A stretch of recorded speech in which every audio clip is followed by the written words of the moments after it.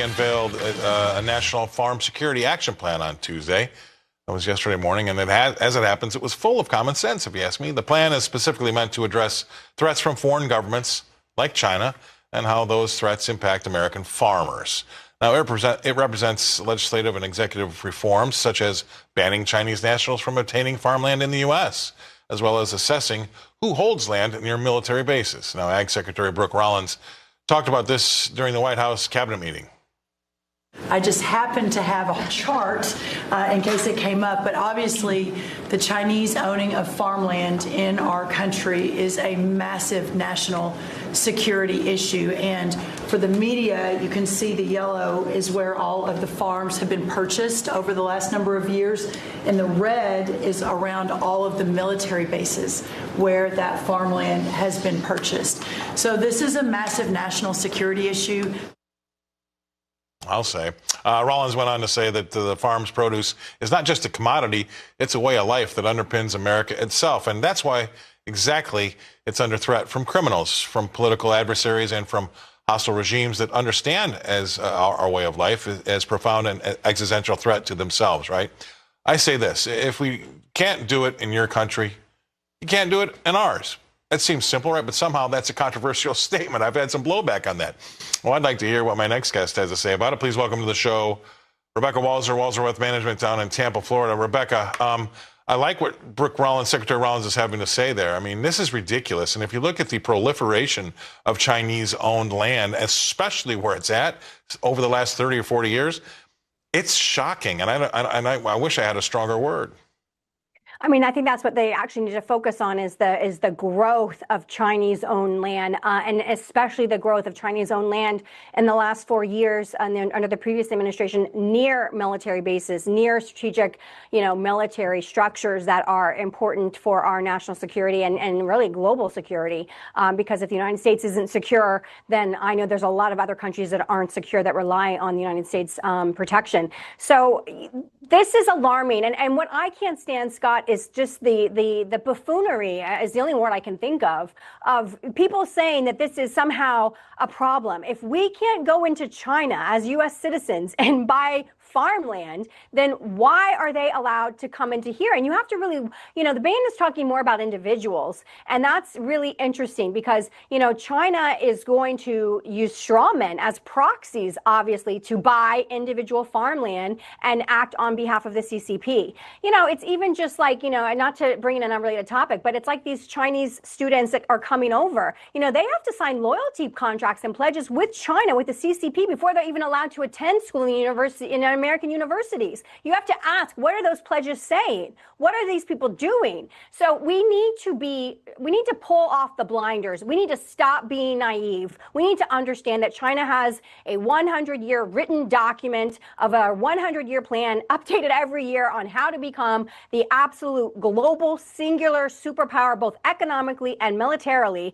And when you are going against that, and also the discipline of their nation, our nation, I wouldn't say we're falling apart, but we have massive division. We have massive upheaval. We aren't stable in the sense of, we get along and we're America first. No, we have people that want it to be global first and U.S. last that live here as Americans in our country. So we are so divided politically that we cannot contend for our future global first and but we have massive division. We have massive upheaval. We aren't stable in the sense of, we get along and we're America first. No, we have people that want it to be global first and U.S. last that live here as Americans in our country. So we are so divided politically that we cannot contend for our future to maintain our dominance at the top economically and militarily. That is going to cease, Scott, because we are going against a country that has a 100-year written plan updated annually that will not allow their students to play video games during the week because they want them focused on their studies. Huh? We have to understand what we are going against, and we have got to understand that the only reason that we are in the position that we are in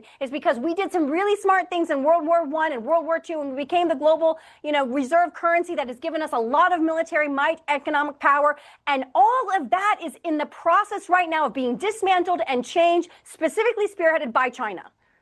You're talking sense. And look, when you see the prices that they pay, sometimes well over ask, you have to you have to ask yourself what's the intention here? Because look, I understand we're a democracy, and it should, you should sell your land if you're a private investor, a private person, to the highest bidder. But you know what? There comes a time when we start getting taken advantage of because we're an open democratic society. And there's a great old English rule that I often use here, and it's: rules are there for the guidance of wise men and the obedience of fools. And a lot of times we're so obedient to our rules of democracy that we get taken advantage of. Sometimes you just have to say it what it is. And if they're coming there, buying your land and paying so much over ask, and it's near a military base, you have to scratch your head and wonder. And they do the same thing, by the way. I've seen research where they've got law firms set up in the U.S. under LLCs that look like a normal English law firm with an American-sounding name, but behind them is the CCP, and all they do is use our laws to thwart us getting ahead by using environmental laws to shut down our innovation, our industry, right? And so they're using our own democratic laws against us behind the guise of an American law firm, but it's really the CCP. So they're not doing anything in the best interest of the U.S. It's only the best interest of the Chinese. I mean, I just cannot tell you how much in agreement I am with you. And I just think that we are so naive as Americans. We are so consumed with our TikTok and our Instagram and our X and social media and everything else and what's going on in the movies and Hollywood. And we do not understand that we have a country that is literally zeroed in like a laser on taking us down as the global economic and military superpower. That is China's mission in a nutshell. And they are doing everything within their power. And because they're a communist nation, there's a lot more things that they can do than we can do as a democracy, as a republic, as you pointed out. And I just need people to understand, I think it was a famous Muhammad Ali quote that basically talked about the game is not won or lost during the game. It is won or lost before that in the preparation. We have a nation that is coming directly at us with laser precision and focus. And we are a nation that is wasting our time away with social media, and we're going to wake up like Rome one day and realize we have lost our status, and people are going to ask why, and they're going to look back at these videos, Scott, that we've done, and they're going to say the people knew, and they tried to say it, and no one cared. And so do not say that this is not democratic, this is not American. This is what we have to do to maintain our ability to control our national security, because we have a country that has directly got their sights on us. And that's just the way it is. People have to understand what China's all about, and they don't. I totally agree. Thank you. I mean, you're right. I'll reaffirm it.